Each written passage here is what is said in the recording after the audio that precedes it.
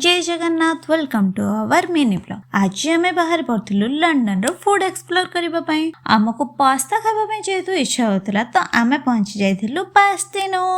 यही place T pasta बहुत ही famous. केते सारा ऑप्शन थिला पास्तार।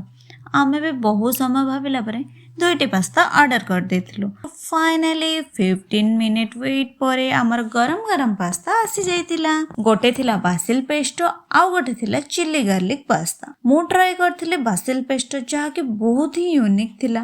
नेक्स्ट अविनाश ट्राई करथिले गार्लिक चिली पास्ता, तांको भी बहुत बढ़िया लागिथिला। आमे बाहरी जाइतिलु आम नेक्स्ट डेस्टिनेशन पई वसाबी।